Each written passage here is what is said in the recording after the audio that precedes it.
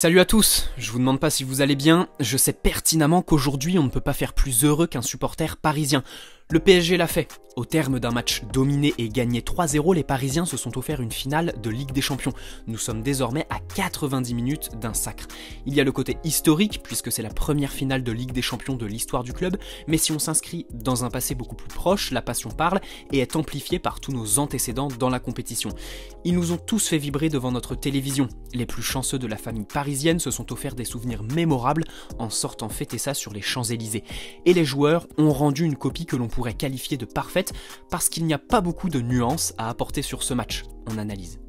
Et avant de passer à l'aspect tactique de ce match, obligé de s'arrêter sur l'état d'esprit des joueurs. C'est sûrement ce qui fait la différence sur chaque grosse prestation du PSG. Tout le monde a tout donné, personne n'a lâché, et pour illustrer, on peut prendre évidemment l'engagement des trois attaquants, qui reste la clé de l'équilibre de toute structure tactique au PSG. Au niveau de l'animation, Tourelle repartait sur un 4-3-3. Sur le papier, Mbappé était seul en pointe. Forcément, certains ont commencé à s'interroger, mais il était évident que Neymar allait jouer dans un rôle de faux numéro 9 et qu'on allait voir Mbappé sur le côté gauche. En défense, ça ne bouge pas. Bernat, Kimpembe, Silva, Kehrer.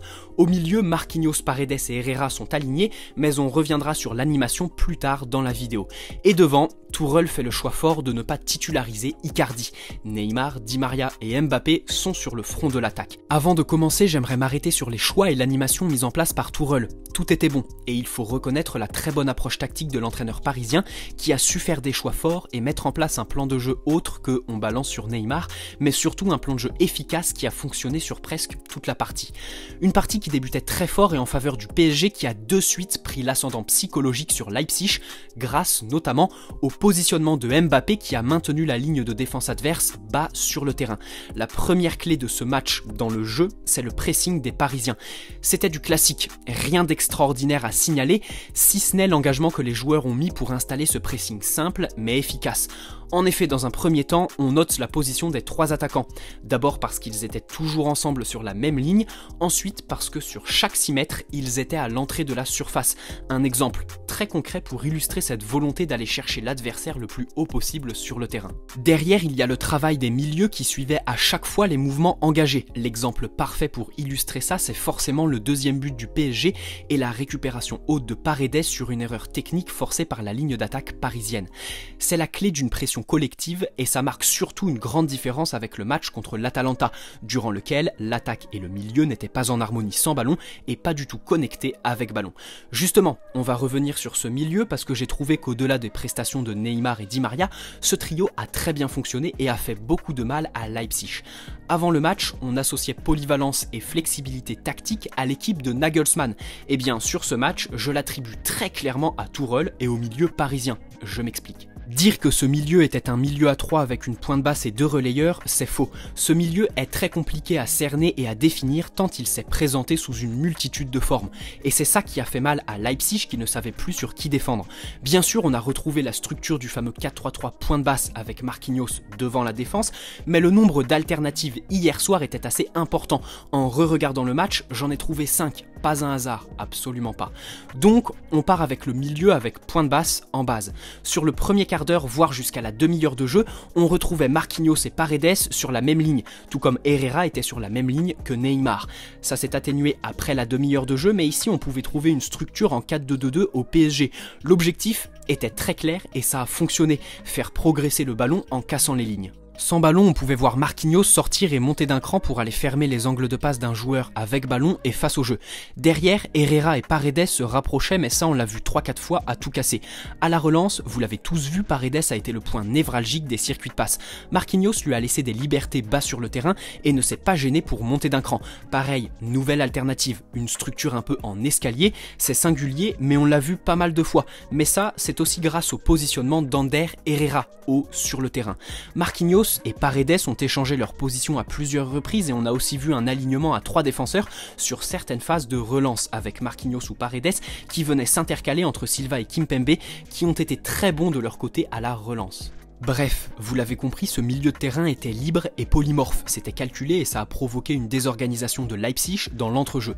Pour revenir vite fait sur notre adversaire, il y a un fait qui est très simple, concret et qui résume leur performance, le pressing que l'on peut presque qualifier d'inexistant en première période.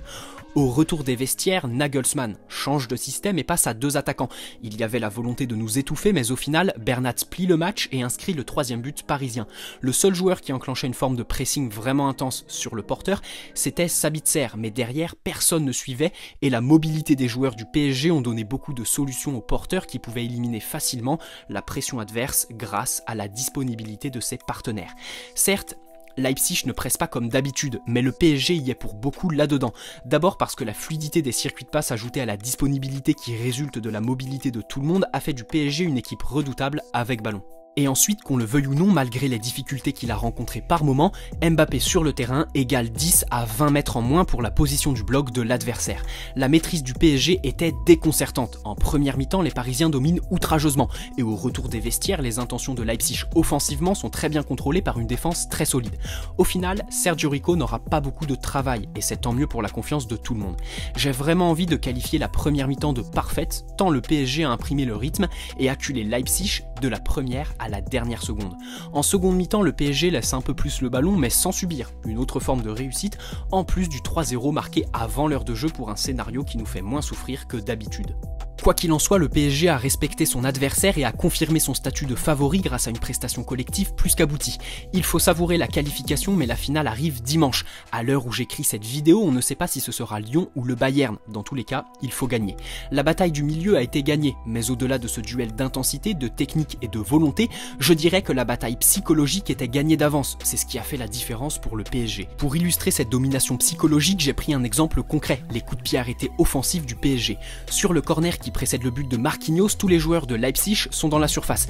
Idem sur le coup franc de Di Maria qui finit sur la tête d'un Marquinhos qui a entamé sa course avant tout le monde pour faire parler sa détente tranquillement. Le PSG a joué haut, avec envie et détermination, pour couper les circuits de passe de Leipzig qui a été obligé de tirer un trait sur son idéal de verticalité. La prestation de Neymar est encore une fois immense, et ce, même si son traitement était plus dur que mercredi dernier. Di Maria a encore prouvé que la Ligue des Champions, c'est sa compétition. Il s'est sublimé pour un match fantastique et un but plus 2 passes décisives. Mais au-delà des statistiques, son apport dans les transitions a été exceptionnel. Sa justesse technique est époustouflante et ça fait vraiment plaisir de le voir se connecter avec Neymar, lui qui était moins en lumière lorsque le Brésilien était sur le terrain jusqu'à présent. À voir en fonction du match de dimanche, mais aujourd'hui, certains peuvent penser que Di Maria est l'homme de la saison et personnellement, je les comprends.